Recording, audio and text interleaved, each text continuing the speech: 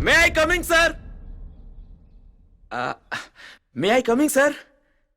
Thank you, sir. Kantan Pandey here, sir. पहले अपनी वर्दी ठीक करो। Yes, sir. Sorry, sir. Sorry, sir. Sangrampur के लिए किसको भेजा जा सकता है? संग्राम मुझे छोड़कर किसी को भी भेजा जा सकता है, सर। क्यों? अब कहने का मतलब यह था, सर, कि अपने डिपार्टमेंट में बहुत सारे काबिल ऑफिसर हैं, सर। जैसे? रसिक दुबे, सर। रसिक दुबे? यस, सर। क्यों? वो हाजीपुर वाला किडनैपिंग केस, सर।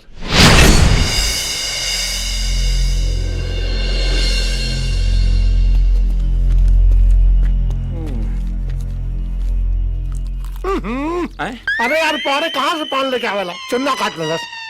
पान छोड़ दी, सर। पहले ही सोचल जाओ कि कैल का जाओ एजा। चुपचाप खड़ा रहा, करे के काबा।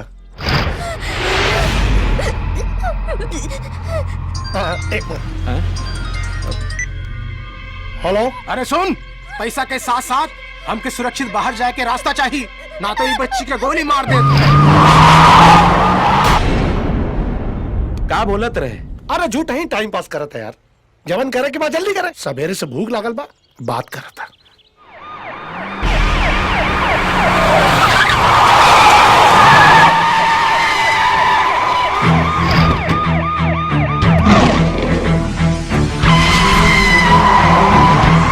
पांडे जी। हाँ दुबे जी। न्यू एंट्री हो? कोनो साइड हीरो होई साहेब। इसका यहाँ का हीरो था मनिया बाड़ी। दुबे जी, कोनो बड़का साहब लागत हो। रहा तो बड़का हो चाहे छोटका, का बिगाड़ ली हमने का।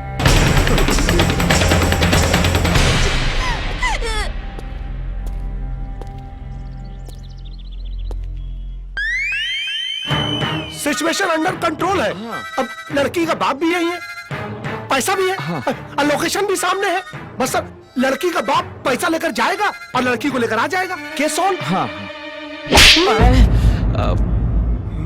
वर्दी क्यों पहने? हम काम बनना चाह रहे थे, जबरी बनवा दिया गया। हम तो गीतकार बनना चाह रहे थे, लेकिन हमारे जीजा मंत्री जी के स्टाइल है, यही से पहना दिए।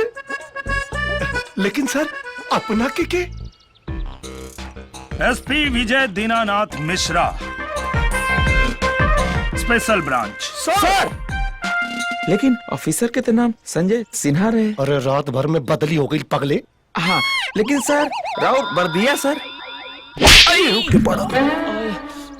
ऑफिसर बदल सकेला, तो वर्दी ना बदल सकेला?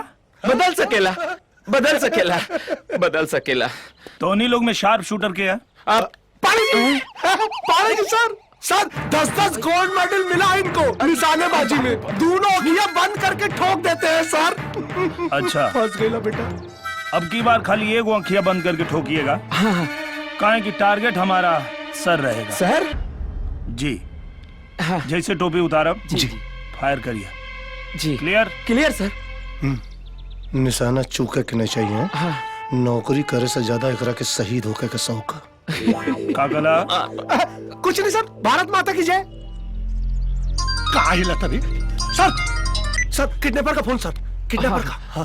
अरे का भाई? हाँ, हम पैसा लेके ऊपर आवता नहीं तो हमरा के टारगेट करा, बाहर निकले के रास्ता हम देता नहीं तो तोरा ऊपर क्यों फायर ना करी। ठीक बा। हाँ। हमारा बेटी के बचा ली दरोगा साहब। चिंता मत कीजिए, आपकी बेटी को कुछ नहीं होगा।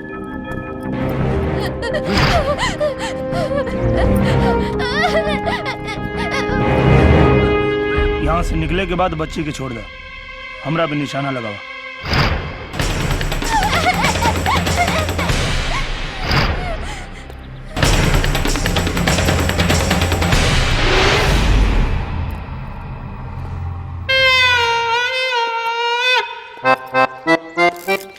कहा भाई पांडे जी? का?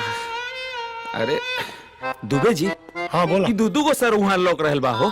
अरे तो दोनों सर के बीच में गोली मारा। हाँ ठीक।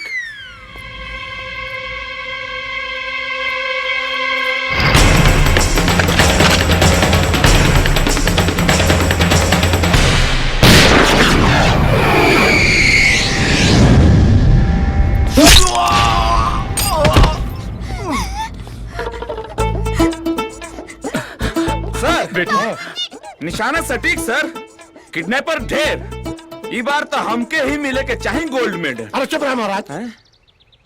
किडनैपर यहाँ मरल पड़ल हाँ। लेकिन हो दे। हाँ। लेकिन साहब और पैसा कहाँ गायब हो गई?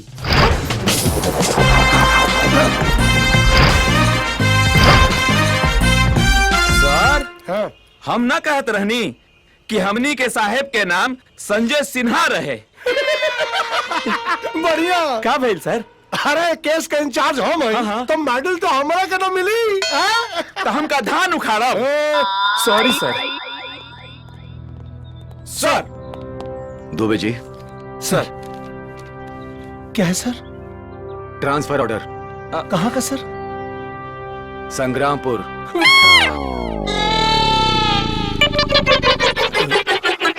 आप दोनों का। दोनों हाँ सब टन पारे का भी जरूरत है वहाँ पे। और उम्मीद करता हूं कि आप दोनों इसे ट्रांसफर की तरह ना लें, इसे एक मकसद की तरह लें। जी जी सर। जीत कर पूरे पुलिस डिपार्टमेंट का नाम रोशन करें। जी सर। और हाँ, पूरे संग्रामपुर में से मोकामा का आतंक खत्म करके लौटें। यस सर।